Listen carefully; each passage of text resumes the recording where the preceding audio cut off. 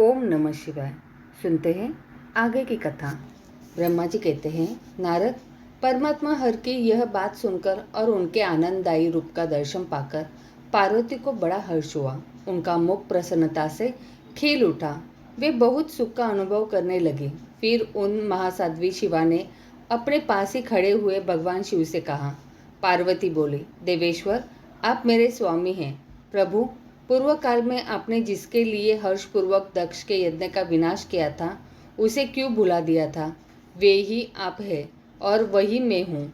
देव देवेश्वर, इस समय मैं तारकासुर से दुख पाने वाले देवताओं के कार्य की सिद्धि के लिए रानी मैना के गर्भ से उत्पन्न हुई हूँ। देवेश, यदि आप प्रसन्न हैं और यदि मुझ पर कृपा करते हैं तो मेरे पति हो जाइए। ईशान प्रभु, मेरी यह बात मान लीजिए। आपकी आज्ञा लेकर मैं पिता के घर जाती हूँ। अब आप अपने विवाह रूप परम उत्तम विशुद्ध यश को सर्वत्र विख्यात कीजिए। नाथ प्रभु, आप तो लीला करने में कुशल है। अंत में मेरे लिए हिमवान के पास चलिए और याचक बनकर उनसे मेरी याचना कीजिए। लोक में मेरे पिता के यश को फैलाते हुए आपको ऐसा ही करना चाहिए। इस तरह आप मेरे संपूर्ण गृहस्थाश्रम को सफल बनाइए। जब आप प्रसन्नतापूर्वक ऋषियों से मेरे पिता को सब बातों की जानकारी कराएंगे, तब मेरे पिता अपने भाई बंधुओं के साथ आपकी आज्ञा का पालन करेंगे। इसमें संदेह नहीं है। जब मैं पहले प्रजापति दक्ष की कन्या थी और मेरे पिता ने आपके हाथ में मेरा हाथ दिया, उस समय आपने शास्त्रोक्त विधि से विवाह का कार्य पूरा नहीं किया। मेरे पिता दक्ष ने ग्रहों की पूजा नहीं की। अंततः उस विवाह में ग्रह पूजन विषयक बड़ी भारी त्रुटि रह गई। इसलिए प्रभु महादेव, अब की बार देवताओं के कार्य की सिद्धि के लिए आप शास्त्रोक्त विधि से विवाह कार्य का संपादन करें। विवाह की जैसी रीति है उसका पालन आपको अवश्य करना चाहिए। मेरे पिता हिमवान को यह अच्छी तरह ज्ञात हो जाना चाहिए कि मेरी पुत्री ने शुभ कारक तपस्या की है।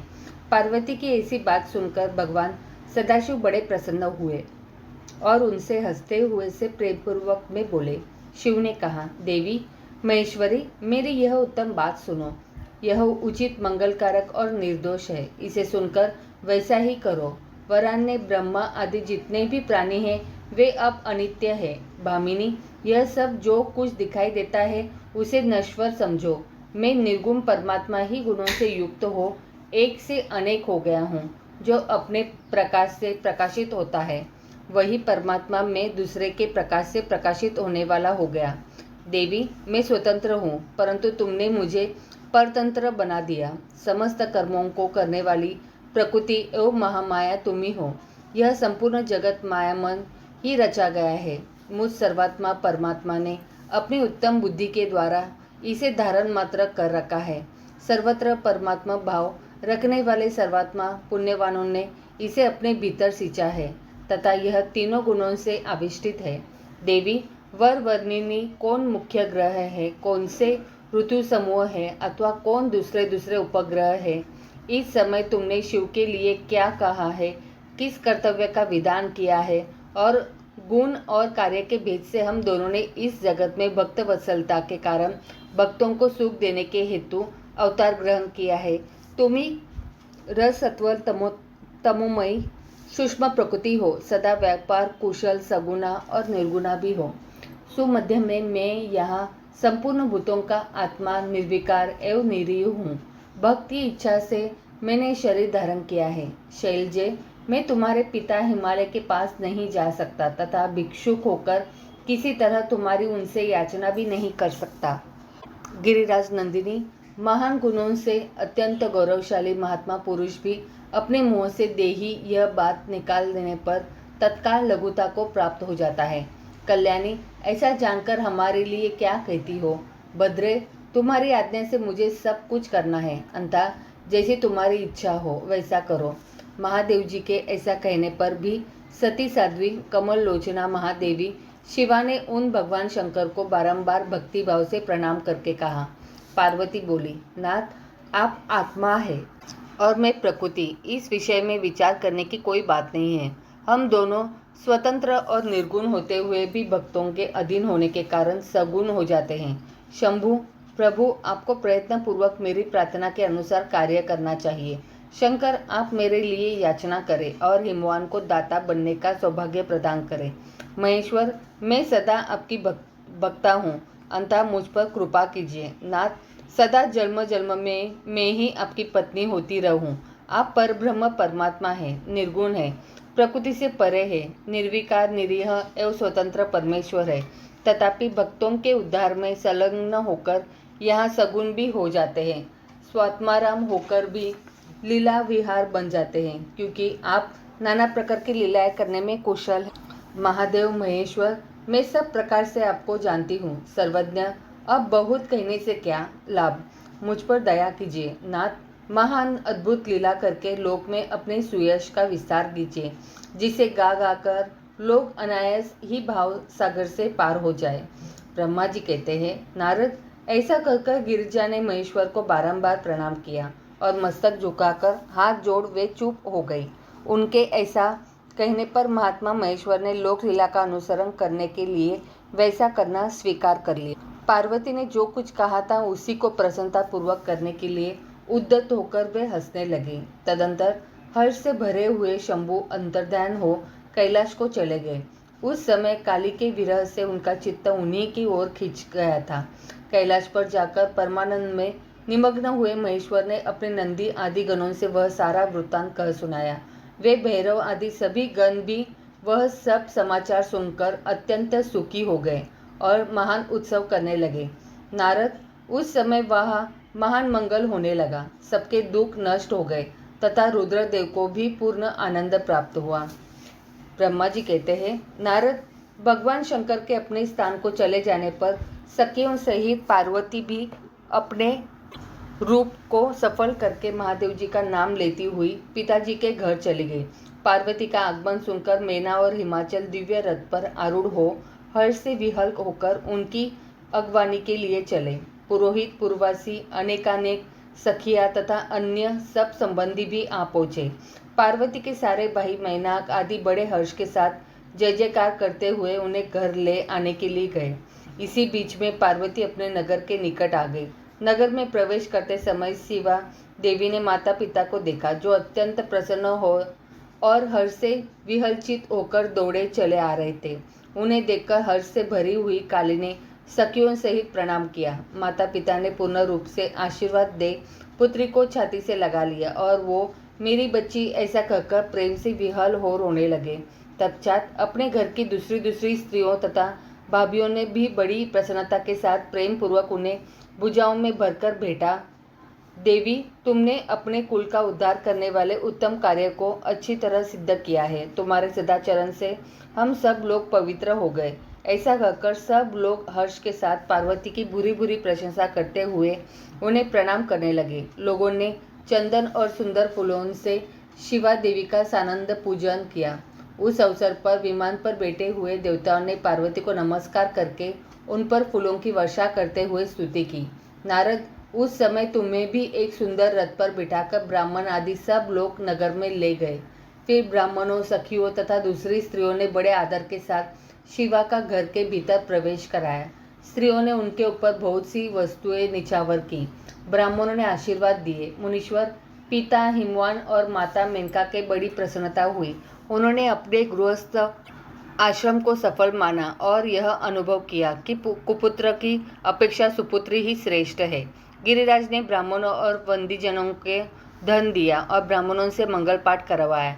मुने, इस प्रकार पार्वती के साथ हर्ष भरे माता पिता, भाई तथा भौजाइयाँ भी घर के आंगन से प्रसन्नतापूर्वक बैठी।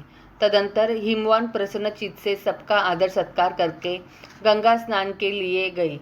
इसे बीच में सुंदर लीला करने वाले भक्त वत्सल भगवान शंभु एक अच्छा नाचने वाला नट बनकर मेनका के पास गए। उन्होंने बाएं हाथ में सिंह और दाहिने हाथ में डमरू ले रखा था।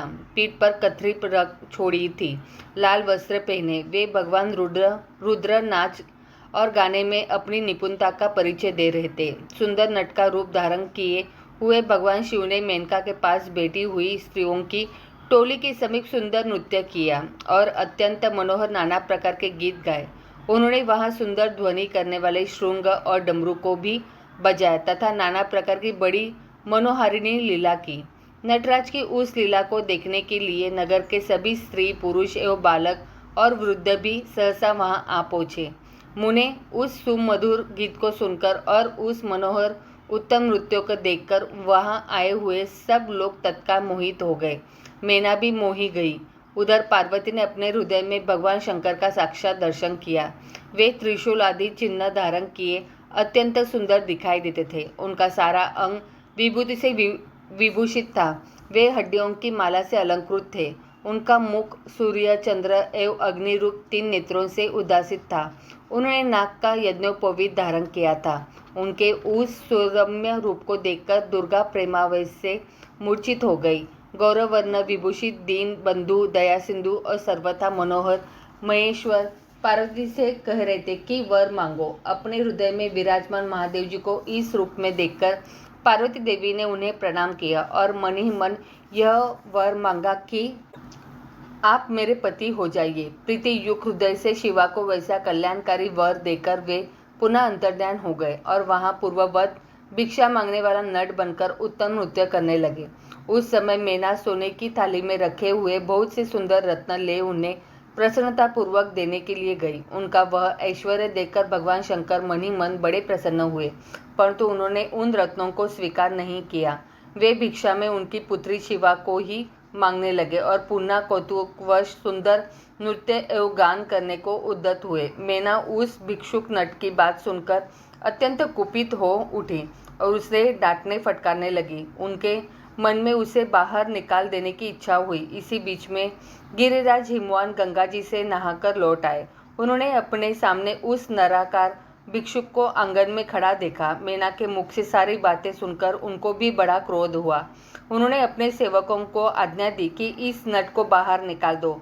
मुनिश्रेष्ठ, वे नटराज विशालकाय अग्नि की भांति अपने उत्तम तेज से प्रज्वलित हो रहे थे। उन्हें छूना भी कठिन था, इसलिए कोई भी उन्हें बाहर निकाल सका नहीं। तात फिर तो नाना प्रकार की लीलाओं में विशारद उन भिक्षु शिरोमणि ने शैलराज को अपना अनंत प्रभाव दिखाना आरंभ किया। हिमवान ने देखा भिक्षु ने वहां तत्काल ही भगवान विष्णु का रूप धारण कर लिया। उनके मस्तक पर किरीट, कानों में कुंडल और शरीर पर पीत वस्त्र शोभा पाते हैं। उनके 4 भुजाएं हैं। हिमवान ने पूजा के समय गदाधारी श्री हरि को जो जो पुष्प आदि चढ़ाए थे वे सब उन्होंने भिक्षु के शरीर और मस्तक पर देखे। तत्पश्चात गिरिराज ने उन भिक्षु शिरोमणि को जगत स्रष्टा चतुर्मुख ब्रह्मा के रूप में देखा। उनके शरीर का वर्ण लाल था और वे वैदिक सूक्त का पाठ कर रहे थे। तदंतर शैलराज ने उन कौतुककारी नटराज को एक क्षण में जगत के नेत्र रूप सूर्य के आकार में देखा। तात इसके बाद वे महान अद्भुत रुद्र के रूप में दिखाई दिए। उनके साथ देवी पार्वती भी थी। वे उत्तम तेज से संपन्न रमणीय रुद्र धीरे धीरे हंस रहे थे। फिर वे केवल तेजोमय रूप में दृष्टिगोचर हुए। उनका वह स्वरूप निराकार, निरंजन, उपाधि शून्य, निरह एवं अत्यंत अद्भुत था। इस प्रकार हिमवान ने उनके बहुत से रूप देखे। इससे उन्हें बड़ा विस्मय हुआ और वे तुरंत ही परमानंद में निमग्न हो गए। तदंतर सुंदर लीला करने वाले उन भिक्षु शिरोमणि ने हिमवान और मैना से दुर्गा को ही भिक्षा के रूप में मांगा। दूसरी कोई वस्तु ग्रहण नहीं की, परंतु शिव की माया से मोहित होने के कारण शैलराज ने उनकी उस प्रार्थना को स्वीकार नहीं किया। फिर भिक्षु ने कोई वस्तु नहीं ली और वे वहां से अंतर्ध्यान हो गए। तब मैना और शैलराज को उत्तम ज्ञान हुआ और वे सोचने लगे, भगवान शिव हमें अपनी माया से छलकार अपने स्थान को चले गए। और यह विचार कर उन दोनों की भगवान शिव में पराभक्ति हुई, जो महान मोक्ष की प्राप्ति कराने वाली, दिव्य तथा संपूर्ण आनंद प्रदान करने वाली है। आगे की कथा अगले अध्याय में। तो बोलो प्रेम से हर हर महादेव।